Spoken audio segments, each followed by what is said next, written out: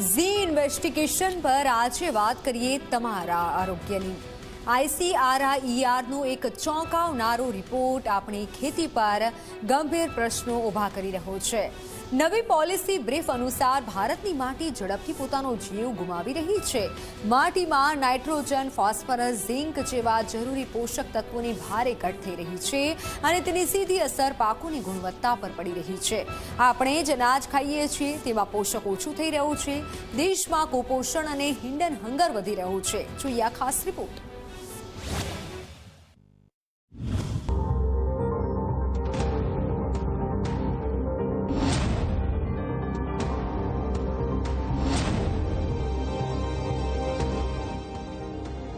માટીમાં ઘડી રહ્યા છે પોષક તત્વો। ક્યારેક માસનું બાળક રોટલા માટે રડે છે તો ક્યારેક ખેડૂત પાકની ઉપજ જોઈને માથું પીટે છે। જો તમે વિચારશો તો આવી તસવીરો તમારી આંખો સામે જરૂર આવશે।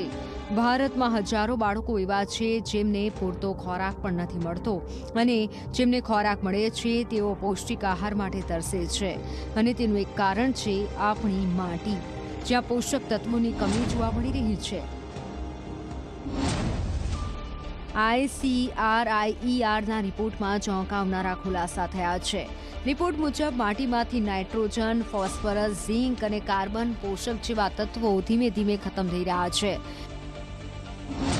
ઝી ઇન્વેસ્ટિગેશન ટીમે આ રિપોર્ટની ઊંડાણપૂર્વક તપાસ કરી।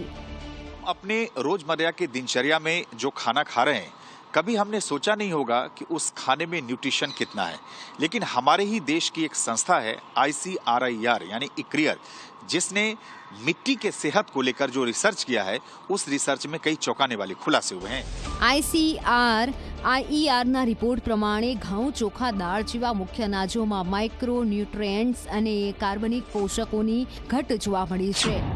ભારતની 73 થી 76% માટીમાં ઓર્ગેનિક કાર્બન 0.5% કરતાં પણ ઓછું છે, જેના કારણે માટીની ખાતર શોષવાની ક્ષમતા ખતમ થઈ રહી છે।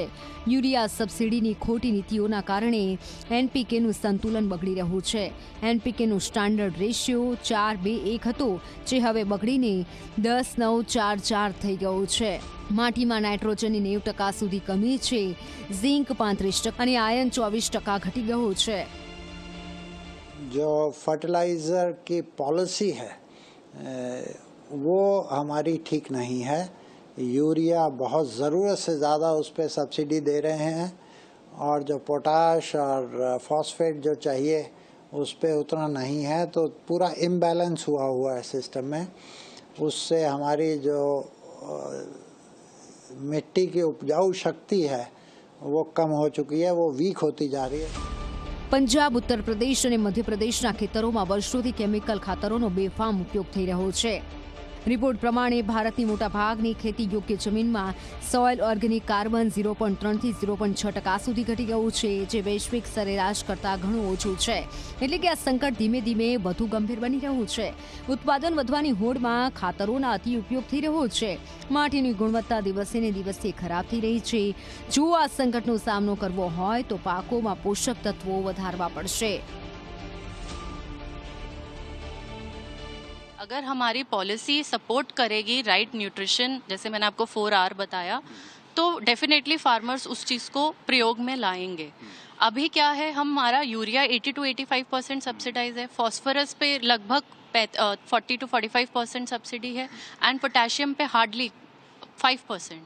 तो इससे हो क्या रहा है, सारा N नाइट्रोजन लगाए जा रहे हैं और माइक्रो न्यूट्रिएंट्स, सेकेंडरी न्यूट्रिएंट्स पे जोर नहीं दिया जा रहा है।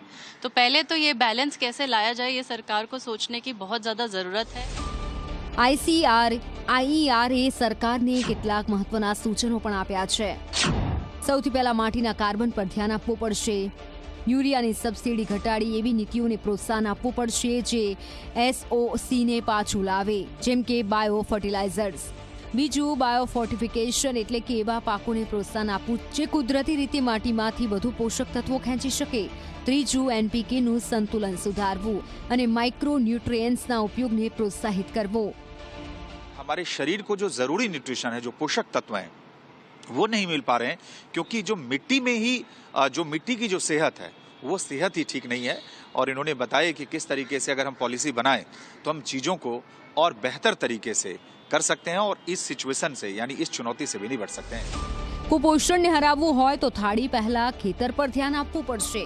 સરકાર, વૈજ્ઞાનિકો અને ખેડૂત ત્રણેયને સાથે મળીને કામ કરવું પડશે. નહીંતર આપણી થાળીમાંથી પોષણ ગાયબ થઈ જશે. ઝી મીડિયા સાથે સંવાદદાતા સુમંત કુમારનો રિપોર્ટ.